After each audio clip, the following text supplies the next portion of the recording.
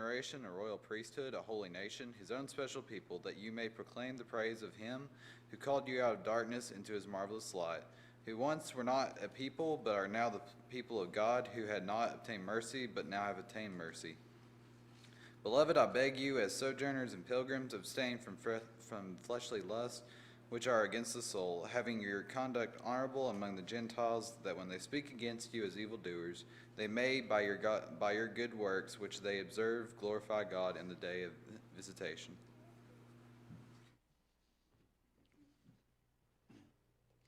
Good evening. It is good to see each of you here tonight, especially with the virus attacking our number. It is good to see we have some that are still healthy, and hopefully we will stay healthy. I think we're the ones that's probably had it at some point, and so we are kind of immune to it now, but grateful for your presence tonight. We are going to continue our series looking at the book of 1 Peter, and instead of going back and rehashing everything from chapter 1, because it has been a couple weeks since we've done this series, the reading that we had would hopefully help us remember where we left off. Peter has just revealed or reminded the Christians he was writing to of this wonderful inheritance that they have. This wonderful thing called salvation. And having received salvation, they were to live accordingly. They were to live holy lives through this salvation. Christians are in a very unique relationship with God. Look at what we are called. He says, a chosen generation, a royal priesthood, a holy nation, His own special people. Boy, doesn't that make you feel good? Doesn't that make the faithful Christian confident in being called God's own special people? What is a danger that you think could come as a result of this? I mean, Peter has been telling them since the beginning of his letter why they have it so good as Christians. Do you think that this status could potentially lead them to have an elevated opinion of themselves? Oh, we're Christians, right? We follow God. We don't have to follow anyone else. We follow God. We are a chosen people. We are a kingdom of priests to the Almighty God. That puts us above everybody else. This is not the attitude of God's people. This should not be the attitude that Christians have. That look how much better we are than everyone else. So much so that we don't have to listen to anybody else.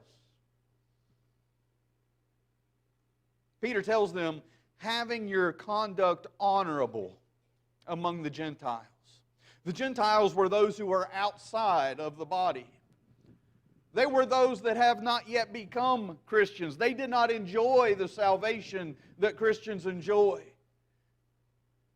And yet, they are to have their conduct honorable among even them. They were to have a good reputation as Christians. This is done by your good works which they observe. What kind of good works? If Peter is going to say that you achieve this by doing this, he's going to explain how to do that. But I think a lot of times, Christians, we want to define ourselves what good works are. As long as it's good in my mind, then it counts. As long as it makes me look good, then it's a good work. But Peter has something very specific in mind in talking about these good works, which is to give the Christians a good reputation. You see, honorable conduct is achieved through submission.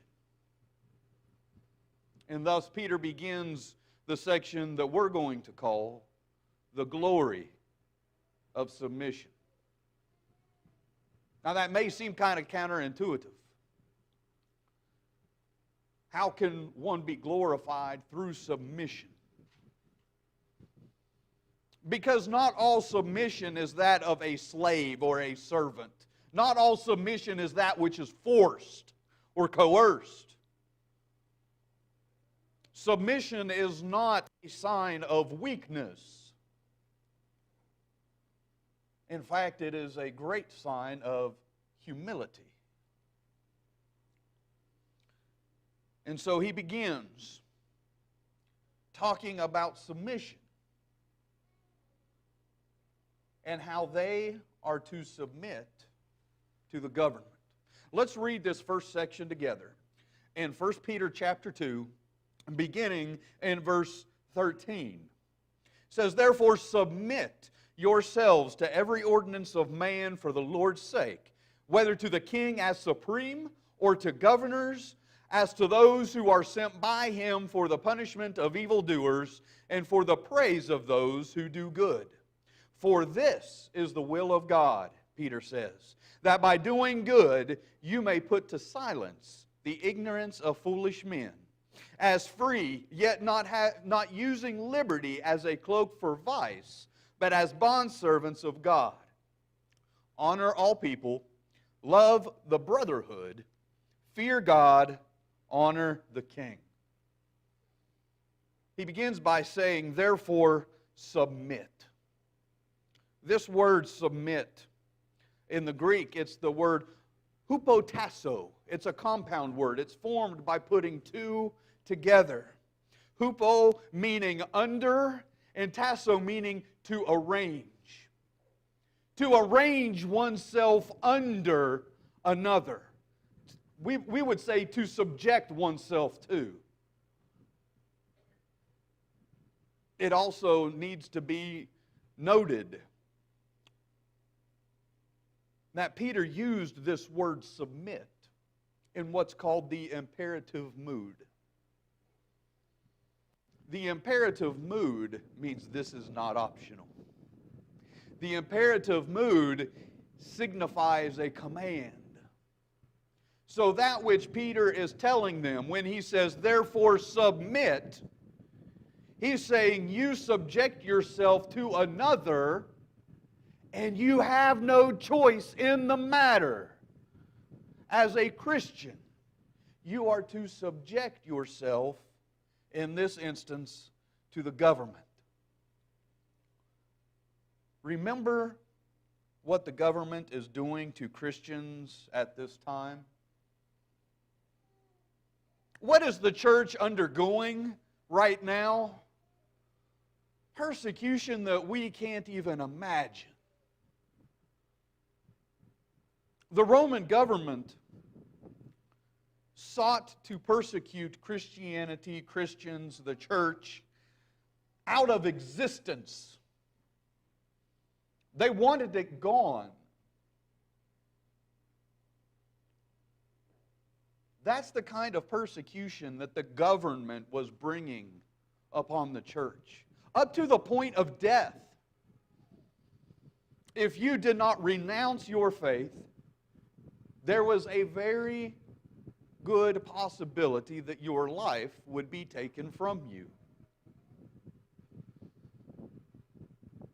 Brother Josh Ferguson, just a couple Wednesdays ago, delivered a wonderful lesson on this very topic. And I do not want to repreach his lesson. So I just want to note a couple points in regards to the Christian submission to government.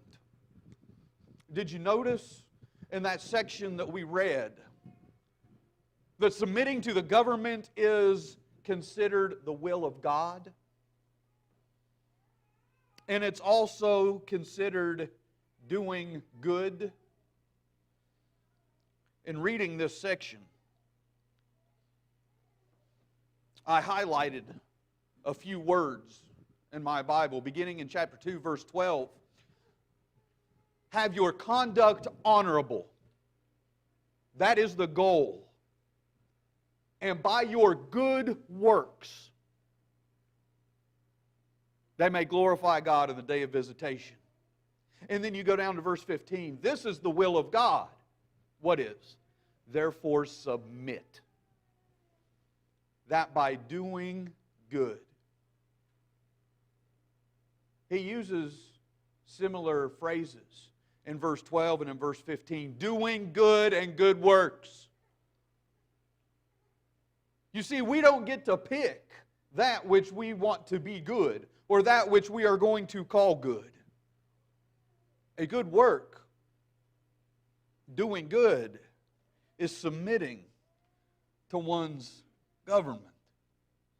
But you know, this admonition also includes a warning.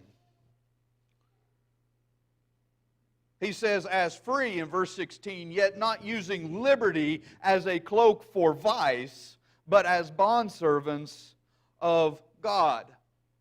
And this goes back to the point I made at the outset that we cannot go around saying, because I follow God, I do not have to follow you, and thumb our nose at the established authority. As Christians, we do not have that option. We do not have the right to turn upon the established authority as Christians. Remember what Jesus said in Matthew 22, verse 21.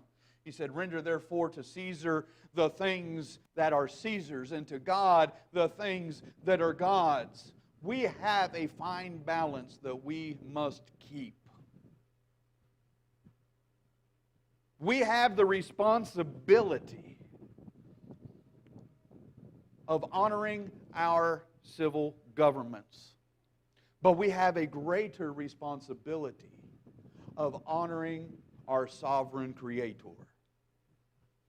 That's hard to do sometimes, isn't it? The government sure does make it difficult sometimes.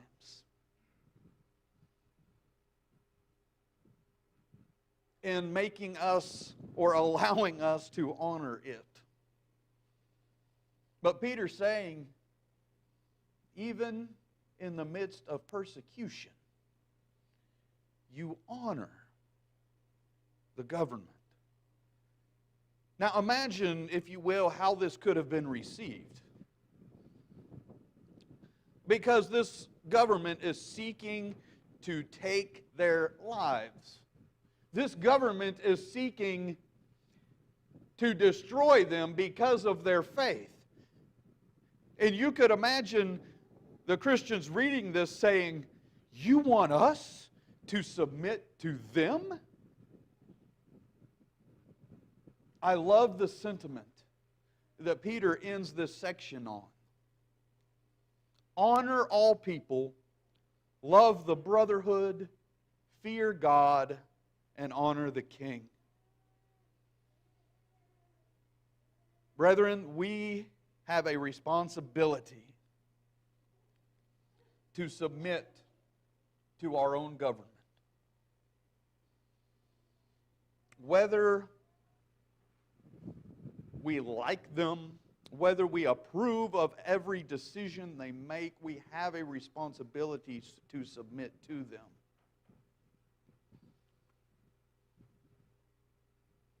This country is headed in a direction that, like we said this morning, we don't know how it's going to go. We just don't know. And we hope that justice is served if there was any treachery. And we hope that things are rightly done. But what if it's not? What if underhanded scheming wins the day? What are we going to do? Are we going to say, well, I follow God, but I'm not going to follow you? No, brethren, if we follow God, then we are also going to submit to our government. And so Peter moves on to another area of submission. Submission in business. And let's go ahead and read this next section as well. Beginning in verse 18. Servants, be submissive to your masters with all fear, not only to the good and gentle, but also to the harsh. For this is commendable if, because of conscience toward God, one endures grief, suffering wrongfully. For what credit is it if, when you are beaten for your faults, you take it patiently? But when you do good and suffer, if you take it patiently, this is commendable before God. For to this you are called, because Christ also suffered for us, leaving us an example that you should follow His steps, who committed no sin, nor was deceit found in His mouth, who when He was reviled did not revile in return, when He suffered He did not threaten, but committed Himself to Him who judges righteously, who Himself bore our sins in His own body on the tree, that we, having died to sins, might live for righteousness, by whose stripes you were healed. For you were like sheep going astray, but have now returned to the shepherd and overseer of your souls. Christians are also to be submissive to their employers. I have had both good and bad employers, as I'm sure all of us here have had employers in the past that it seemed like all they cared about was how much money you could make for them. I've had some like that. You were just a number. You were just a punch card. And all they were concerned about was at the end of the day, did you make them more money? And then I've had some employers that truly made coming to work enjoyable. That it wasn't a burden to get up every day and go to work, because they treated you like a human being, because they made the experience fun. Regardless of the nature of my employer, I still had the responsibility to be submissive. Regardless if they were the nicest, friendliest, most easygoing employer, or if they walked around with a whip and cracked it, I still had the responsibility. And Peter says that if you suffer for doing what's right, it's commendable. If you are doing what you should as a Christian, and you still suffer, that is good in the eyes of God. A couple examples to consider. Let's say your employer wants you to be less than honest, right? I had one such employer whenever I was a service plumber. Part of my job was supposed to be selling plumbing equipment and services to my customers. And my boss at the time, he had the idea, why fix it when you can replace it? So every call I went on, it was about getting the upsell. It was about getting the customer to buy a new water heater instead of just replacing the element in the one they had. And he would encourage us to use less than honest tactics to do that. Just tell them they need a new water heater. They don't. I can fix this one. No, we really need that big sale. When you refuse, when you say, I cannot in good conscience lie to my customers who trust me to put their best interests first.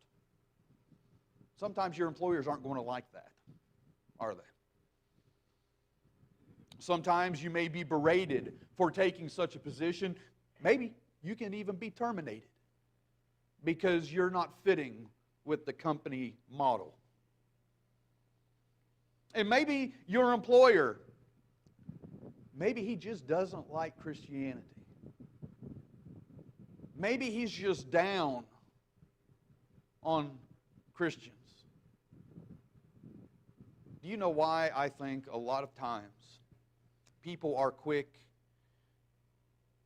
to degrade those who are trying to live godly lives? Because it's pointing out the fault in their own lives, and they don't like it. I've seen debates between creationists and atheists. And the creationists will ask the atheist, well, if there is no God, then what do you care what I believe? Why are you up here arguing against that? You don't believe it. Well, it's so other people aren't taken, aren't misled by this idea of a God and all this and that. No, it's because deep down they know. They know there is a God, and they have suppressed the knowledge of Him within themselves. And Christians, when we are living godly lives, when we are striving to be lights in a world of darkness, there are going to be those that don't like it because it's pointing out their own darkness. The darkness does not like the light. If you have an employer that has such an attitude, what is our responsibility to them? We still have the job of being submissive.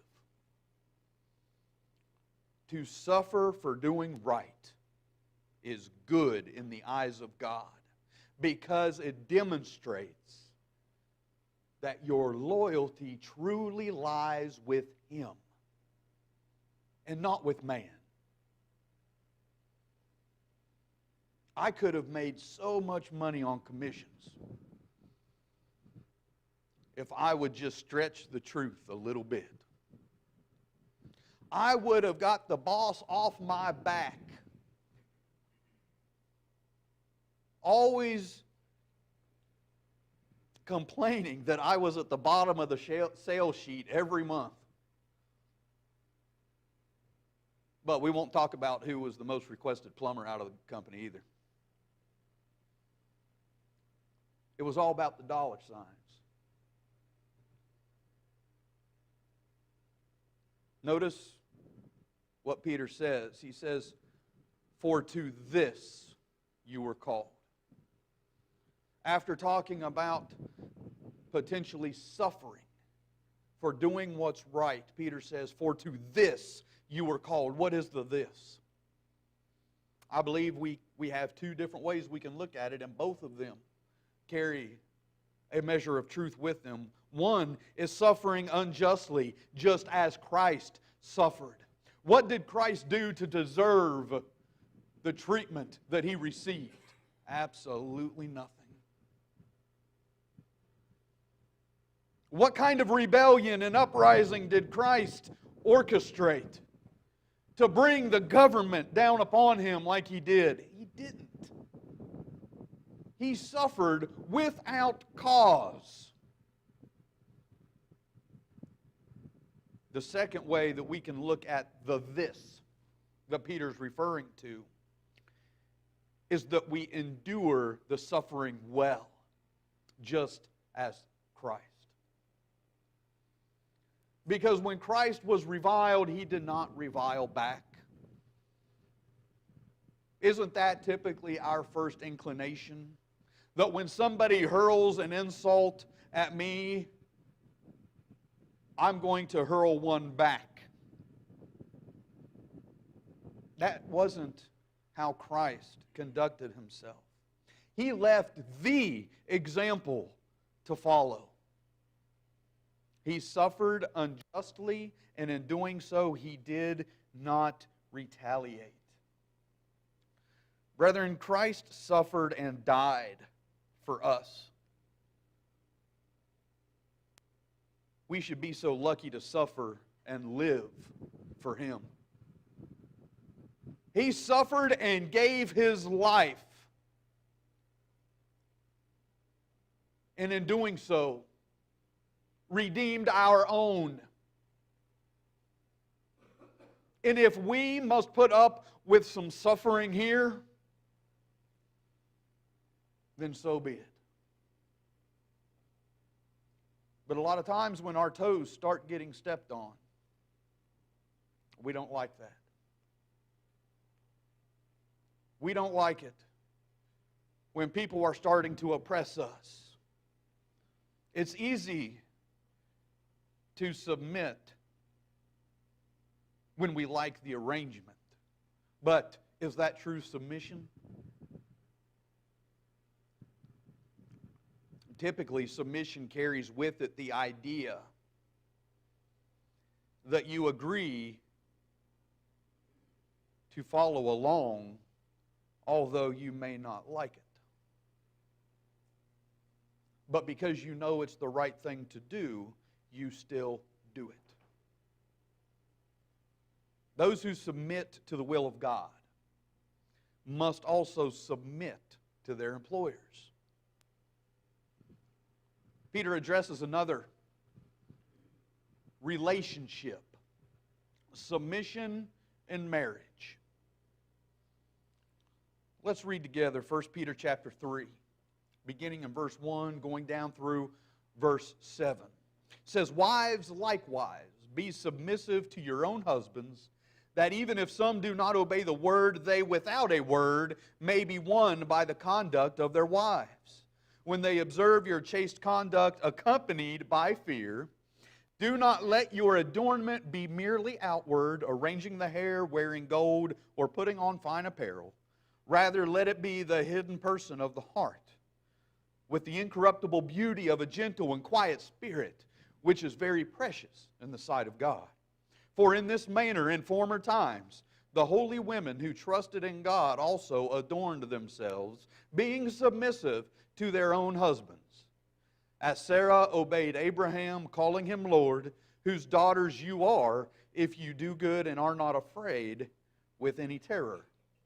Husbands likewise dwell with them with understanding, giving honor to the wife as to the weaker vessel, and as being heirs together of the grace of life, that your prayers may not be hindered." I want you to notice that submission is always intertwined with conduct.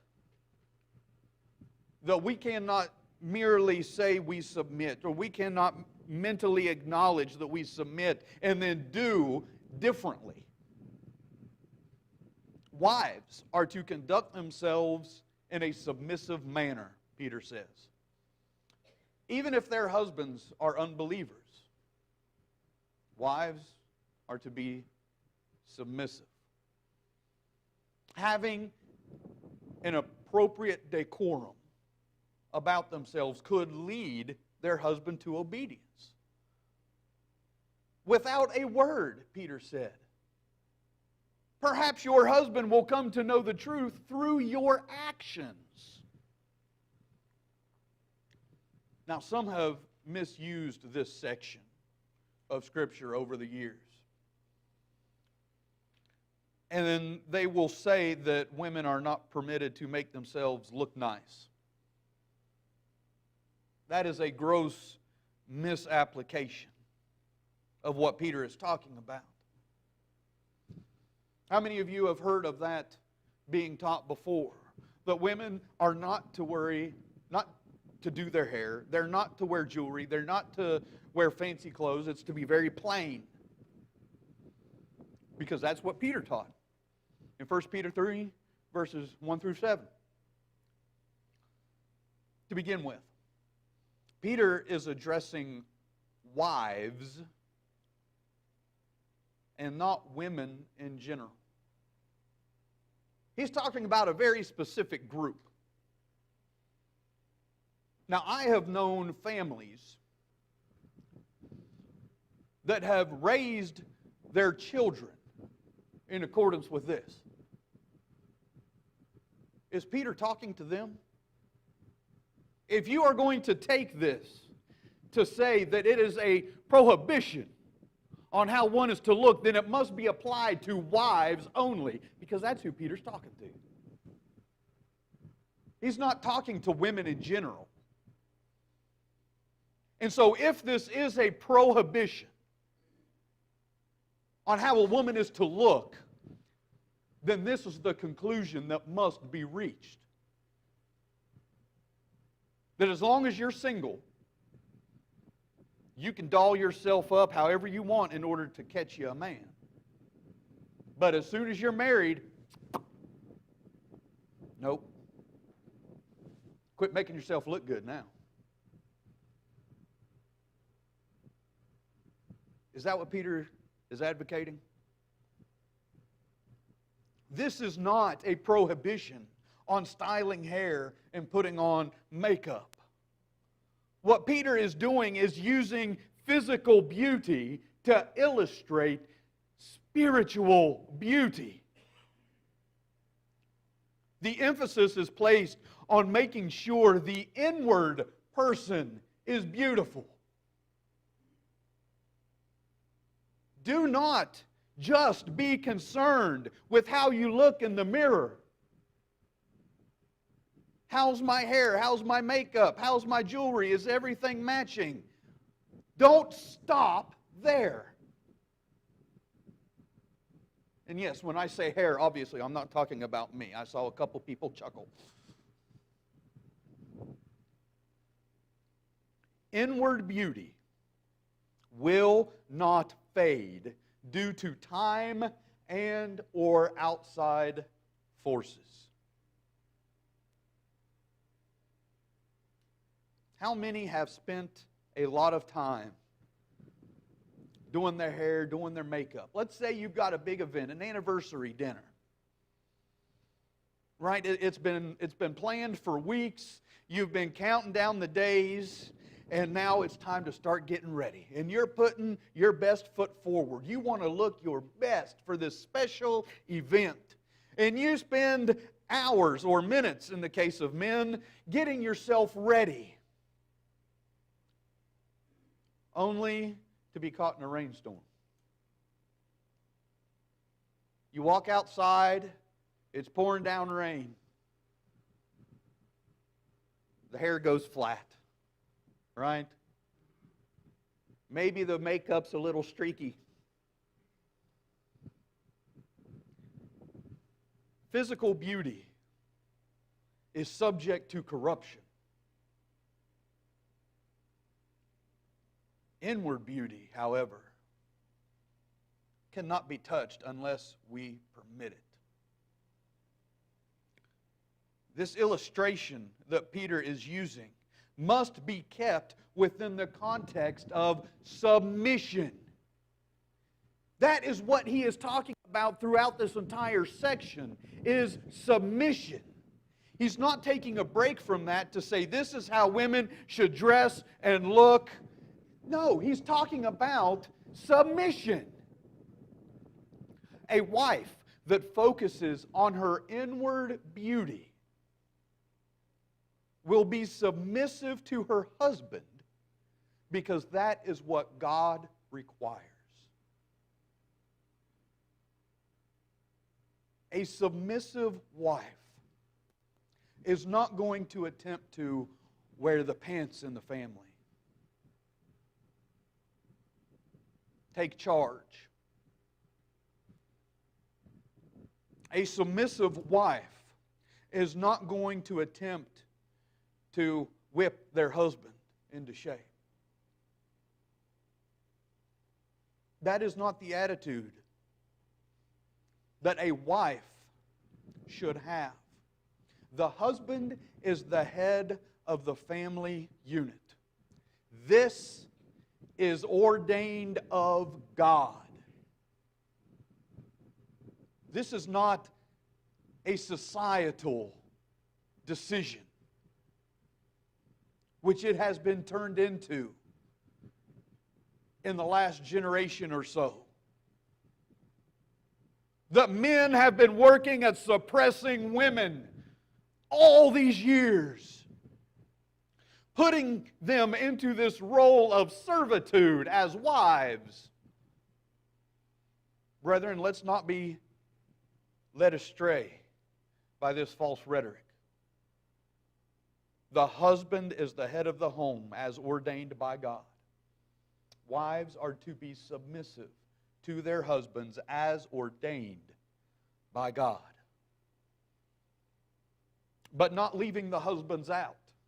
Peter says, husbands likewise. Like what, Peter? In the same manner that he has addressed wives, Peter is getting ready to address husbands, and they too have a responsibility, a God-given responsibility. They are to treat their wives as God has ordained. Dwell with them with understanding. This is individual in nature, is it not? What does this mean? You have to know your wife. Husbands, one of our biggest faults, generally speaking, is what? Communication. It just is. Now, some are better at it than others. Yes. But generally speaking, men have a harder time communicating than women do. And no, it's not because we can't get a word in edgewise. Oh, good, my wife smiled. That's good. I was nervous. You see, we have to understand our spouses. We have to know who they are in order to dwell with them accordingly. That means, husbands, we have to listen to what they are telling us. Listen. We are to treat them with honor. To give honor means that something is worthy of respect. Again, the culture would have us believe that the traditional family unit places the woman in a role that is not respected. That is not the case according to God. Wives are very respectable, and they should be treated with honor. He says to treat them as the weaker vessel.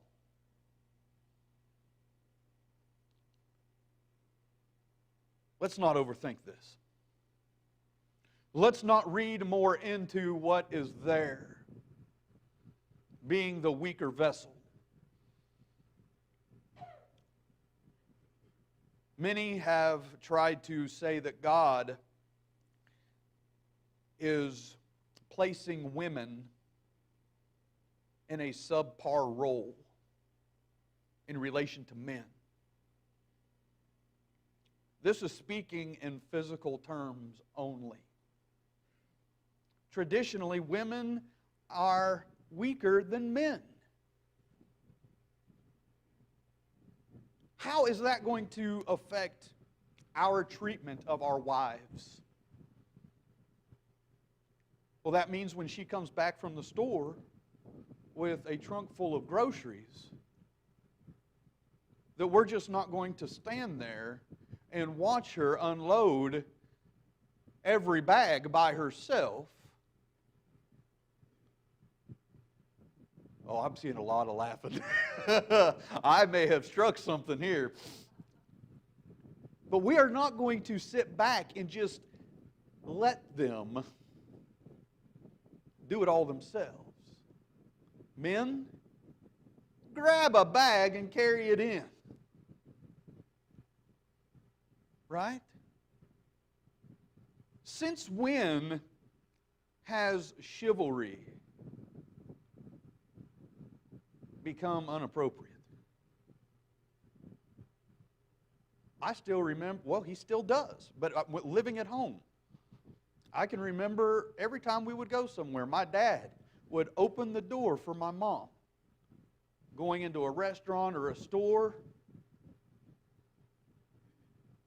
that was the honorable thing to do. That showed respect to his wife.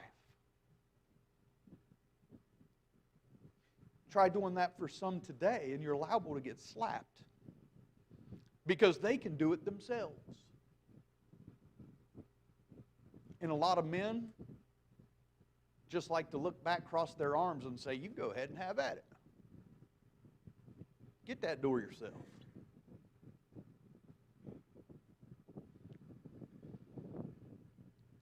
Husbands, we are heirs together with our wives. We are to honor them. We are to respect them. We are to treat them appropriately, being the weaker vessel. But guess what? They have the exact same inheritance as we.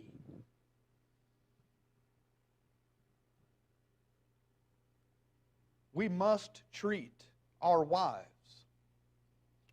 with the respect a child of the King deserves. All Christians are children of the King. What honor is bestowed in a physical sense to princes and princesses in a kingdom? Great honor. We being children of the King, when our spouse is a child of the King, we are to treat them with the respect that they deserve. And so Peter moves on to the last category. He started what seems to be very broad in saying you are to be submissive to the government, the relationship between the Christian and the government. And then he narrows it down to the relationship between the Christian and their employer. Then he narrows it down even more, and it's the relationship between a husband and wife. But Peter has one more that he's going to address, and that's the relationship between Christian and Christian. Now, he's already said in verse 17, he said, honor all people, love the brotherhood. Those are Christians. Now, we're going to see how this is achieved. How do we love the brotherhood? Again, nothing is left up to our own definition. When God tells us, do this, He also tells us what that includes. And so in this section, in verse 8, it says, finally, all of you be of one mind, having compassion for one another, love as brothers, be tenderhearted, be courteous, not returning evil for evil or reviling for reviling, but on the contrary, blessing, knowing that you were called to this, that you may inherit a blessing. Be of one mind, having compassion, love as brothers, tenderhearted, courteous. Those are a lot of heavy adjectives. Many Christians have the mentality, my way or the highway. I'm sure if you've been around or been a part of the church for very long, you have been at a congregation that had a few of these members. That they like to have things their own way. And they were not afraid to say so. And oh, what would happen if they didn't get their way? They could make things just downright miserable. A lot of them just threaten to leave. If I don't get my way, I'll just go on down the road. Oh, well, we don't want that, right?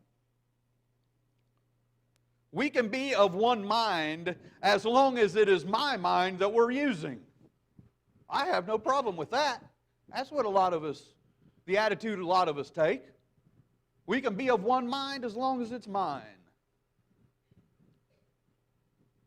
Remember the context that Peter is talking about, that being submission. When we are of one mind, it's not that we are going to think the same thoughts, have the same opinions and the same feelings on every matter, but that we all agree to submit to each other. That is being one mind. Me and Tiffany have been married almost 16 years. We still don't agree on everything, and I doubt we ever will, because we are different people. We're different personalities. That's why we have to dwell with understanding. So when you can't get two people to agree on every little detail, how are you going to get a congregation of people to agree on every little detail? Because that's not what Peter is talking about. He's saying all of you agree to submit to each other. The word blessing. Bless, not revile, is what we are called to do. When we hear the word giving a blessing, a lot of us probably picture a priest moving his hands and pronouncing a blessing upon somebody. That's not what it is. The word for blessing is eulogio. It's where we get the word eulogy. To offer a blessing is to speak well of someone. We are to speak well of our brethren. Not speak ill, not revile them, but to speak well. Even if they rub us the wrong way. We are to speak well. We are to have a submissive attitude towards our brethren. The reason we must submit is to seek and pursue peace. Verse 11. That is our goal, is to seek and pursue peace. And we cannot do that if we are saying everyone has to do it my way. That's not living peaceably. But to be actively looking for and chasing after peace requires that we submit to each other. To keep Christians from being high and mighty, Peter reminds us of the necessity of submission. Chapter 1 and the first part of chapter 2 would have been a great shot in the arm to the audience that Peter is writing to.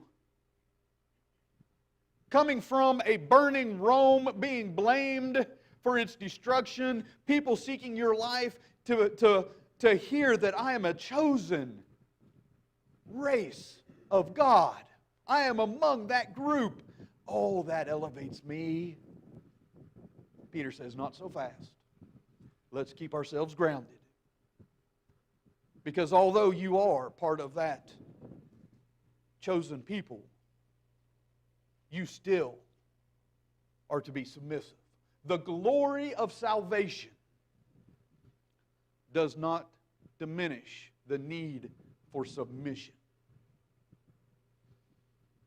But it is a fine balance. As we said, submission to man can never come at the expense of obeying God. That's one thing God will not tolerate.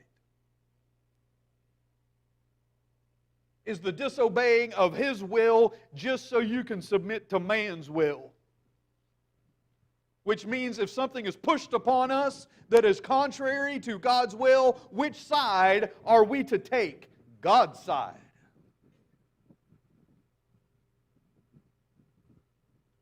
But when man's will does not cross or violate God's will, it is the responsibility of Christians to submit to it. And so my question for you tonight, have you even submitted yourself to God's will yet? What point is there in submitting to man when you haven't submitted to God? There is no point. There is no point in submitting to the government. There is no point in submitting to your employer, to being the kind of spouse that you're to be outside of God's will. Because until you submit to Him, nothing else truly matters. So I want to invite you this evening, if you have not submitted yourself to God's will yet, why not do so? Why not take advantage of the time that we have right now and leave here with the full assurance that you are a child of God? There's no better feeling in the world than that feeling of having your sins removed from your record. If you need to submit to God through the means of baptism tonight, let us help you accomplish that. If you are a Christian that has strayed from God's will, and you would like prayers for forgiveness and for strength, allow us to pray with you and for you to that end. The invitation is extended. Make a decision now that will affect you eternally. Oh, I got plenty of time, preacher. I'm just getting started. We are not guaranteed of any more time than the present. You can ask a few of our members about that personally. The invitation is the Lord's. The decision is yours. Make it now as together we stand and sing.